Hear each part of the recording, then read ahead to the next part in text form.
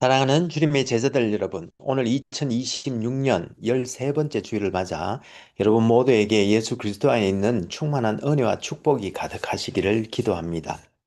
여기 아이오와는 벌써 3월 마지막 주로 접어들면서 이번 주에는 주중에 다소 쌀쌀한 날씨가 계속되었지만 그래도 지난 수요일에는 영상 27도까지 올라가는 가운데 우리는 오늘도 이렇게 주님의 은혜로 예배에 임하고 있습니다. 여러분들이 계시는 위스콘신과 일리노이와 미시간과 뉴욕과 또 한국과 세계 도처에서 이 예배에 함께 하시는 분들이 계시는 곳은 어떤지 모르겠습니다만 모쪼록 이 봄날에 하나님의 은혜 안에서 모두 따뜻하고 건강하고 행복하게 보내시기를 기도합니다. 그럼 오늘 2026년 13번째 주일날 아침에 하나님의 영광의 예배에 초대받고 함께 하신 여러분 모두를 환영하며 전능하신 하나님 우리 아버지, 우리의 구주가 되시는 예수님, 또 우리의 성화주가 되시는 성령님을 예배하는 자리로 함께 나갔으면 좋겠습니다. 찬송하리로다 주의 이름으로 오시는 왕이여 하늘에는 평화요 가장 높은 곳에는 영광이로다. 여호와 하나님께서 예수 그리스도를 통하여 성령 안에서 그의 공유와 사랑으로 온 하늘과 땅을 영원히 통치하시는도다. 하늘의 천군들과 온 땅의 인생들아 하나님 아버지를 찬송할지로다. 우리가 그를 힘입어 살며 기동하며 존재하기 때문임이니라. 같이 기도하심으로 주님 은혜의 보좌 앞으로 나가시겠습니다. 거룩하신 하나님 아버지, 오늘 2026년 13번째 주일이자 또 호산나 주일을 맞아 이사야서 62장 11절과 또 서가랴서 9장 9절 말씀에서 예언된 대로 우리를 구원하시려 그 겸손의 왕으로 이 땅에 오신 우리 주님께 감사와 찬송을 올려드립니다. 하나님 아버지, 지금 우리가 성령과 진리로 예배드릴 때 여기에 함께한 모든 주님의 백성들에게 지금 이 시간 영광으로 임하여 주옵시되 아버지의 크신 사랑 안에서 우리 주 예수 그리스도의 은혜와 성령님의 교통교제케 하심이 우리들 모두에게 충만케 하여 주옵시고 저희들이 올려드리는 감사와 찬송과 영광을 하나님 아버지 홀로 받아 주옵소서. 영광의 주님 우리 주님 예수님 이름으로 기도합니다. 아멘. 오늘 하나님께서는 누가복음 19장 28절에서 44절까지 말씀을 통해서 우리들에게 말씀하시는데요. 제가 읽어 드릴 때에 하나님께서 여러분들의 마음에 친히 말씀해 주실 줄 믿으며 먼저 오늘의 본문을 읽기 전에 오늘 본문의 컨텍스트를 잠시 살펴보았으면 좋겠습니다.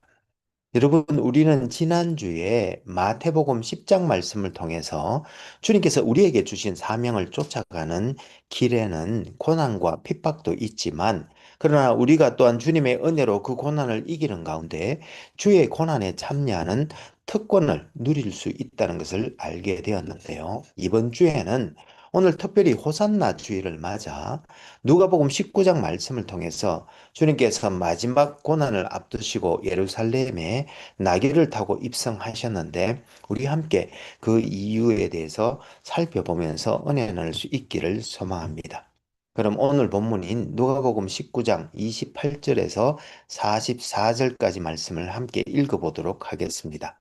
이것은 하나님의 말씀입니다.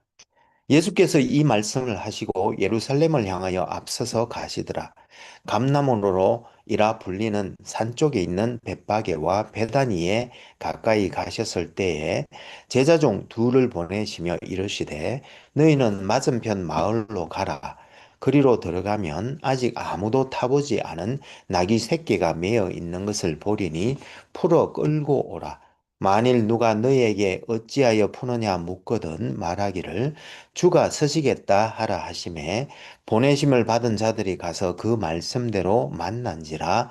나귀 새끼를 풀 때에 그 임자들이 이르되 어찌하여 나귀 새끼를 푸느냐 대답하되 주께서 서시겠다 하고 그것을 예수께로 끌고 와서 자기들의 겉옷을 나귀 새끼 위에 걸쳐놓고 예수를 태우니 가실 때에 그들이 자기의 겉옷을 길에 펴더라.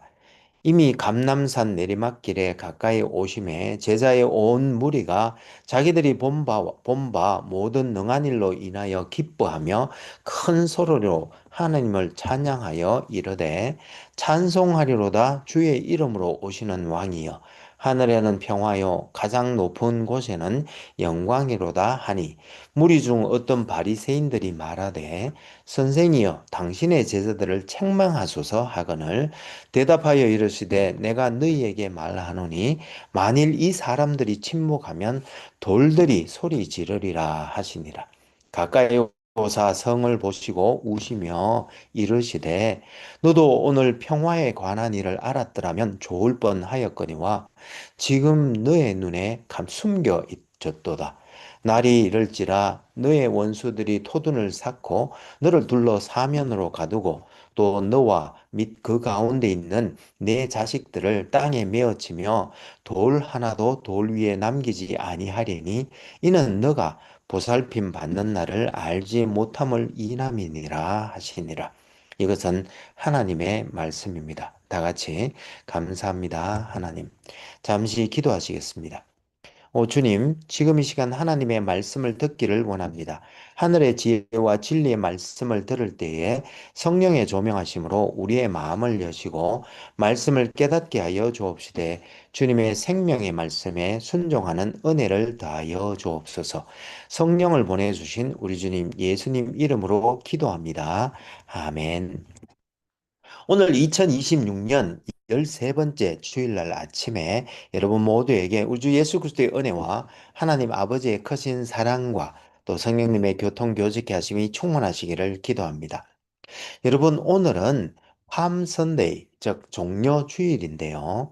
이는 사순절, 즉 지난 2월 18일 제 수요일로부터 시작해서 오는 4월 4일 토요일 부활 주일 전날까지 주일을 제외한 40일간의 기간으로 예수 그리스도의 고난과 십자가 대속을 기억하며 경건하게 보내는 기독교의 핵심 절기 중인 이 고난 주간, 이 사순절 기간 중에 이 종려주일은 예수님께서 십자가 죽음을 앞두시고 이제 예루살렘에 입성하실 때 군중들이 종려나무 가지를 흔들며 환호했던 것을 기르는 날인데 이 날로부터 고난 주간이 시작되어 다음 주일에는 이제 부활주일로 지키게 됩니다.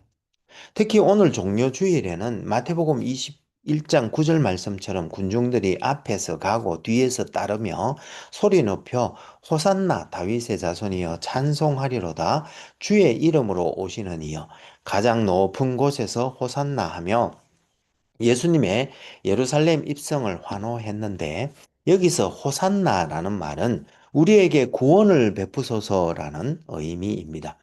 그러나 백성들과 심지어 제자들은 주님의 이 사명을 또 모습을 온전히 이해하지 못했는데요. 그들은 예수님께서 로마의 압제에서 자신들을 해방시킬 것이라 기대하고 환호했지만, 그러나 예수님께서 가져오신 구원은 실은 더 깊고 영원한 것으로 십자가를 통해 죄와 죽음에서 우리를 해방하시는 것이었습니다. 따라서 특히 우리들 주님의 제자들은 오늘 이 종려 주일 날에 과연 우리가 어떤 주님의 모습을 기대하고 따르고 있는지 돌아보아야 할 줄로 믿는데요. 여러분, 우리 오늘 본문을 통해 이 종려 주일에 일어난 일들을 다시 한번 묵상해 보면서 함께 은혜 나눌 수 있기를 소망합니다. 원래 우리 주님은 한편으로는 신이자 이스라엘의 왕이자 또 대선지자요, 또한 대제사장이셨지만 그러나 또한 인간이자 섬기는 종으로 몸소 율법을 완성하셔야 했고 또한 어린 양이 되셔야 했는데 이 신비스러운 이야기의 터닝 포인트가 바로 가이사라 빌립보였습니다. 먼저 이 누가복음 9장 18절에서 27절에서 그의 공생애가 이제 무르익자 마침내 가르치신 것을 엄숙하게 마치 평가라도 하시는 듯 예수님께서는 그의 제자들에게 사람들이 나를 누구라고 하느냐고 물으셨고, 이에 제자들이 어떤 이들은 세례 요한이라 하고, 들어는 엘리야라, 들어는 옛 선지자 중에 한 사람이 살아났다 하나이다라고 대답하자, 다시 제자들에게 그러면 너희는 나를 누구라 하느냐고 물으셨는데, 이에 베드로가 하나님의 그리스도이시니이다라고 대답하자, 주님께서는 그들이 메시아가 오셔서 성취하실 일이 지닌 의미를 아직 완전히 이해할 때까지는 아무에게도 이를 말하지 말라고 명령하신 후에, 그 후에 세 번에 걸쳐 그가 고난을 받고 죽으신 후에 제3일 만에 부활하실 것을 에 대해서 알려주시고, 또 핵심 제자들에게는 변화산에서 그가 모세와 엘리야와 함께 자신이 떠나는 것에 대해서 말씀하시는 것을 보여주셨다고 기록하고 있습니다. 이와 같이 그림에서 보시는 것처럼 제일 위에 북쪽에 가이사랴 빌립보에서 시작된 그의 여정은 다시 갈릴리 바다로 돌아오신 후에 변화산을 거쳐 사마리아로 내려가셨지만, 사마리아인들이 예수님의 일행이 이 사마리아를 통과하는 것을 거부하자 길을 돌려 요단강 서안을 거쳐 내려오시다가 요단강 동편에 잠시 들리셨다가 여리고를 지나 이제 베다니와 벳바게를 거쳐 예루살렘으로 입성하셨는데요. 이렇게 주님께서 이,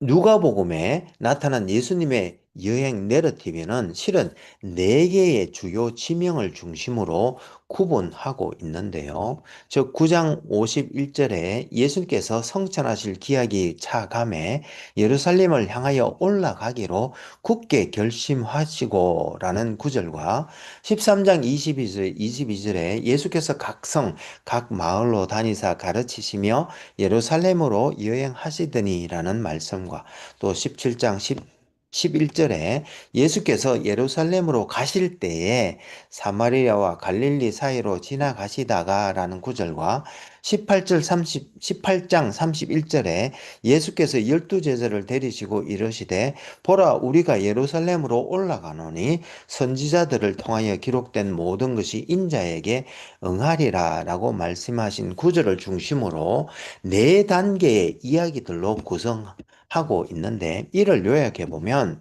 처음 가이사랴 빌립보에서 이제 베드로가 주님을 그리스도시라고 고백하신 후에 예루살렘으로 출발한 그런 1단계에서는 주님은 자신이 비록 메시아이시자 하나님의 아들로서 하나님과 동등한 권세를 가지신 분이지만, 유대인들이 고대하던 정치적 의미의 메시아관을 배격하시고 고통당하는 인자로 자신을 드러내시며, 예루살렘으로 향하는 여행 중에 그는 머리 둘 곳조차 없다고 말씀하셨습니다. 그러나 주님은 이 사역으로 말미암아 사탄이 하늘로부터 추락하는 것을 보았다고 하시며, 유대 지도자들에게는 사마리아인의 비유를 통해서 사마리아인들처럼 너희도 이와 같이 행하라고 도전하시면서 그의 제자들에게는 앞으로 무엇을 말할지, 목숨을 위해서 무엇을 먹고 마실지 걱정하지 말라고 하시면서 불을 받아 사명을 감당하라는 그런 교훈을 주셨습니다. 그리고 13장 22절에서 17장 10절까지의 두 번째 단계에서 주님께서는 예루살렘에 가야 할 필요성에 대해서 다시 반복하여 말씀해 주시면서 그곳에서 있을 고난들과 또 그 고난에도 불구하고 분명히 드러날 하나님 나라에 대해 많은 가르침을 베풀어 주셨습니다. 그리고 17장 11절에서 18장 30절까지의 세 번째 단계에서는 하나님 나라에 대한 가르침을 베풀어 주셨는데, 이 하나님 나라의 통치가 어떤 것인지, 그리고 하나님 나라는 어떤 이들이 들어가는 것인지, 즉 어린아이들과 같이 그를 받드는 사람들의 것이라고 하시면서 주님께서는 많은 고난을 통해 이런 영광에 이를 것이라고 말씀해 주셨습니다. 그리고 마지막 네 번째 단계인 18장 31절에서 19장 44절에 나오는 이야기는 예루살렘 입성에 대한 이야기로, 이 단계에서는 예수님께서 예루살렘에 극적으로 다가가시는 것에 대한 기대감과 또 성스러운 도시를 향하여 올라가시는 것에 대한 긴장감, 그리고 더 나아가서 누가는 독자들에게 세심한 주의를 요구하면서 점차 선명하고 세밀한 묘사를 통해서 예수님께서 예루살렘에 입성하시는 모습을 보여주고 있는데요. 이렇게 누가는 예루살렘을, 이 가이사랴 빌립보에서 예루살렘을 향한 여정에서 예수님을 잃어버린 자를 회복시키는 구원자요, 모세와 같이 그의 백성들을 교육하며 설교하시는 선생이시요, 또한 하나님의 흩어진 백성들을 새로운 회복, 즉 구원으로 인도하시는 그러한 사명자로 그려내고 있는 것입니다. 그중 오늘의 본문인 19장 28절에서 44절까지의 내용은 실은 네 번째 단계 이야기 중의 일부분으로, 이 네 번째 단계의 이야기는 실은 히브리 문학 구조인 교차 대조법을 이루고 있습니다. 저 그림에서 보시는 것처럼 첫째 주제인 예수님의 고난과 죽음 예고는 결국 마지막 주제인 예수님의 그 예루살렘 멸망에 대한 탄식과 짝을 이루고 있는데요. 예수님의 고난 때문에 슬퍼하시기보다 오히려 예루살렘의 멸망을 보고 탄식하는 그러한 주제가 서로 짝을 이루고 있는 것입니다. 그리고 두 번째 주제인 예수님께서 맹인의 눈을 뜨게 해주심으로 말미암아 모든 사람이 이것을 보고 하나님을 찬양한 그러한 사건은 실은 다섯 번째 주제인 예수님께서 왕으로 예루살렘에 이제 입성하시자 모든 무리들이 큰 목소리로 하나님을 찬양한 것과 짝을 이루도록 이렇게 구성하고 있고요. 그리고 세 번째 주제인 예수님께서 이스라엘의 잃어버린 자를 구원하신 사건은, 또 네 번째 예수님께서 베푸신 열머나 비유에서 어떤 귀인이 왕위를 받아 가지고 오려고 먼 나라로 갔다가 돌아온 후에 그의 종들이 각각 일한 대로 갚아주시고 그를 미워한 원수들은 그 죄값대로 갚아주시는 이야기가 서로 대조법을 이루고 있는데, 오늘 본문은 이 교차대보조법의 마지막 다섯 번째와 여섯 번째 주제를 해당하는 것입니다. 오늘 본문에서 몇 가지 중요한 포인트들에 대해 묵상함으로 함께 은혜 나누기를 원하는데요. 첫 번째, 주님께서 오늘 예루살렘에 입성하실 때 나귀 새끼를 타시고 입성하셨다고 본문은 말씀하고 있습니다. 이는 스가랴서 9장 9절에 시온에 따라 크게 기뻐할지어다, 예루살렘에 따라 즐거이 부를지어다. 보라, 너의 왕이 너에게 임하시나니 그는 공의로우시며 구원을 베푸시며 그러나 겸손하여서 나귀를 타시나니 나귀의 작은 것 곧 나귀 새끼니라는 말씀을 성취하시기 위한 것으로, 심지어 이 내용은 창세기 49장 11절까지에도 예언되어 있는 말씀 내용인데요. 원래 당시 왕들이 타는 것은 노새였지만, 그러나 주님은 노새보다 못한 새끼 나귀를 타신 것으로, 이는 그가 겸손한 왕, 즉 섬기는 왕으로 오셨음을 의미하며, 아직 아무도 타보지 않은 나귀라는 말은 망아지가 이전에 사용되어 오염되거나 더럽혀지지 않았기에 신성한 목적에 부합한다는 의미로 이해할 수 있습니다. 그리고 이렇게 새끼 나귀를 타고 겸손의 왕으로 예루살렘에 입성하는 예수님을 이제 주님의 제자들과 군중들은 환호하며 찬양했다고 말하고 있는데요. 제자들은 자기들의 겉옷을 나귀 새끼 위에 걸치고 또 가실 때 자기들의 겉옷을 길에 폈다고 말씀하고 있고, 또 제자의 온 무리들은 자기들이 본 바 모든 능한 일로 인하여 기뻐하며 큰 소리로 하나님을 찬양하여 찬송하리로다. 주의 이름으로 오시는 왕이여, 하늘에는 평하여 가장 높은 곳에는 영광이로다 라고 하며 환호하였다고 말하고 있는데, 그런데 실은 오늘 예수님의 예루살렘 입성 장면에 등장하는 여러 사람들은 다양한 생각을 가지고 있었습니다.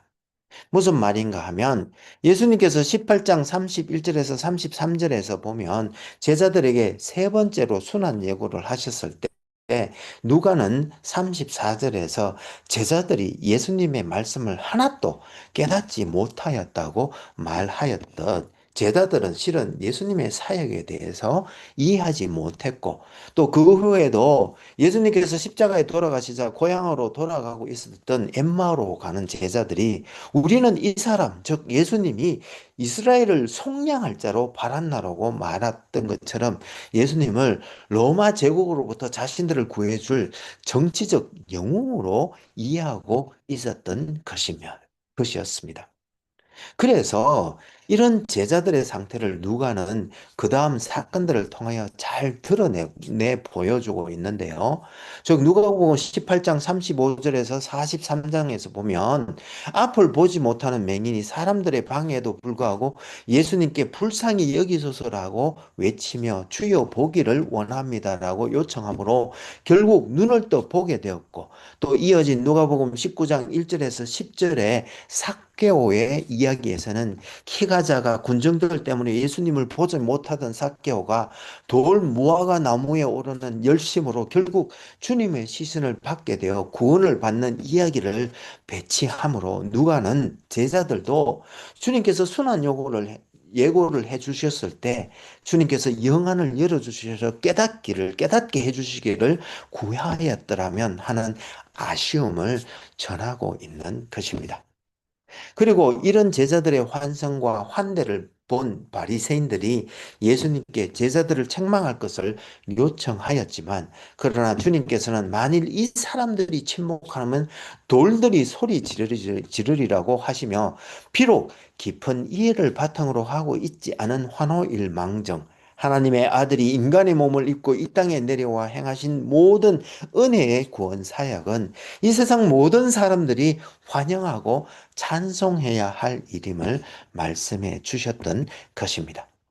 그리고 이어진 단락에서는 예수님께서 점점 예루살렘으로 가까이 오신 과정에서 예루살렘 성을 보시며 우셨다고 말씀하고 있는데 그 이유는 실제로 그들이 평화에 관한 일을 알지 못했기 때문이며 또 예루살렘 성에 임할 심판, 즉 성이 무너져 많은 사람들이 죽게 될 것을 내다보시면서 그들이 보살핌을 받는 날을 알지 못하기 때문이라고 말씀하셨는데 여기서 평화에 관한 일이란 그들이 평화를 얻을 수 있도록 필요한 것, 즉 메시아에 대한 참 지식으로 말미암는 구원을 말함이고 또 바수알핌을 받는 날이란 하나님께서 도움과 축복을 가지 오시기로 정한 때, 즉 하나님의 아들이 구원의 메시지를 선포하기 위해 오신 때를 말씀하고 있는 바 이런 것들을 깨달아 알지 못하는 그의 백성들을 보시고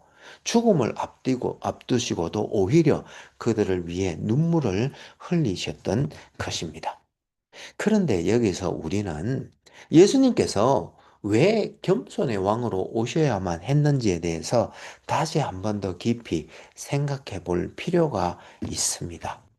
이 질문에 대답하기 위해 우리는 우리가 에덴 동산에서 어떤 죄를 지었는지 돌아볼 필요가 있는데요. 외면적으로는 우리 조상 아담과 이브가 하나님께서 따먹지 말라고 하신 선악과를 따먹은 불순종의 죄이지만 그 이면에 그들의 마음 깊숙한 곳에서는 실은 이미 하나님의 말씀을 불신한 그 불신의 죄와 또한 그 선악과를 따먹고 하나님과 같이 되어 선악을 알고자 하는 그런 교만의 죄가 숨어 있었던 것입니다. 그래서 주님께서는 이 땅에 오셔서 믿음을 우리에게 다시 회복시켜 주시고 또한 우리의 교만을 치유하셔서 우리에게 겸손한 마음을 회복시키기 위한 것이었는데 그래서 우리 예수님께서는 힘으로가 아니라 그 스스로는 죄가 없으시지만 오히려 십자가에 죽으심으로 우리의 죄값을 대신하여 우리의 의를 회복시켜 주시고 우리를 구원하셨는데 이것이 바로 구원의 본질을 드러내는 것으로 예수님은 죄와 사망이라는 근본적인 문제로부터 인간을 구원하셨으며 이를 위해 하느님의 아들이 겸손하게 죄인의 자리에 오셔서 우리의 구원에 필요한 모든 것을 채워주셨던 것입니다. 이와 같이 기독교의 핵심 진리는 주님께서 큰 자는 섬기는 자와 같을지라는 말씀하신 것처럼 섬김의 원리에 있으며 죽음을 통한 승리가 결국 기독교의 본질인 바 따라서 주님은 스스로를 내어주시기까지 죽임을 당하심으로 승리하셨고 이 새로운 질서를 세상에 펼치기 위해 먼저 손수 이 길을 걸어가셨던 것인데 그래서 실은 예수님의 겸손함은 약함이 아니라 영원한 구원을 이루는 신적인 권능의 표현이라고 볼 수 있는 것입니다. 사랑하는 여러분. 그래서 우리가 주님을 찬양해야 하는 이유가 여기에 있는 것입니다. 즉, 주님은 우리로 하여금 죄로부터 자유하게 하시고 다시 하나님의 영광에 이를 수 있는 길을 여시기 위해 겸손히 죄인의 몸을 입으시고 이 땅에 오셔서 십자가에서 죽으시고 부활하셨던 것입니다. 그러므로 기도하옵게는 올 한 해 겸손하게 섬기는 길을 앞서가신 주님을 붙쫓아 가되 그런 과정에서 우리도 주님의 겸손과 온유를 배우되 주님의 은혜를 찬양하며 하나님께 영광 올려드리는 우리 모두가 될 수 있기를 소망합니다. 그럼 같이 기도하시면 좋겠습니다. 신실하시고 감사하신 하나님 아버지, 오늘 2026년 13번째 주일을 맞아 주님께서는 구약 말씀에 예언하신 대로 이 땅에 오셔서 주님의 대속 사역을 완성하심으로 우리들에게 죄로부터 자유하는 은혜를 주셨으니 감사와 찬송을 올려드립니다. 주님 십자가 밑에 엎드려 간절히 기도하옵기는 올 한 해 겸손과 섬김의 길을 앞서가신 우리 주님을 붙잡되 그런 과정에서 우리는 주님의 겸손과 온유를 배우면서 주님의 은혜를 찬양하고 하나님께 영광 올려드리는 우리 모두가 될 수 있도록 도와주옵소서. 겸손하게 나귀를 타시고 마지막 고난과 그 너머에 있는 승리를 향해 앞으로 나아가신 우리 주님 예수님 이름으로 기도합니다. 아멘. 이제는 우리 주 예수 그리스도의 은혜가 매일매일 우리를 새롭게 하며 우리 여호와 하나님의 크신 사랑이 우리로 하여금 형제자매와 이웃을 품고 사랑으로 섬기게 하되 성령님의 권능 주심과 교통교제케 하심을 통하여 선한 일에 더욱 열심을 낼 때에 우리가 다음에 다시 만나는 그날까지 겸손과 섬김의 길을 앞서가신 주님을 쫓아 주님의 겸손과 온유를 배우고 주님의 은혜를 찬양하며 하나님께 영광 올려드리는 우리 모두가 될 수 있기를 간절히 축원하옵나이다. 아멘. 감사합니다, 여러분. 오늘 2026년 13번째 주일날 아침에 우리 주 예수 그리스도의 놀라운 은혜와 하나님의 크신 사랑과 성령님의 교통 교제케 하심이 차고 넘치는 복된 한 주가 되시기를 기도합니다. 혹 여러분들 중에 다음 세대를 세우고자 하는 저희 한울교회 비전에 성원해 주시기를 원하시는 분은 젤러 계정 info@churchbeyondborders.com으로 후원해 주시거나 혹은 책을 보내실 분은 Church Beyond Borders 앞으로 책을 쓰셔서 교회 주소 4122 Falls Street, 디모인, 아이오와 50313로 보내주시면 감사하겠습니다. 그럼 다음 주에 다시 은혜로 만나 뵙겠습니다. 사랑합니다. 감사합니다. 축복합니다. 바이.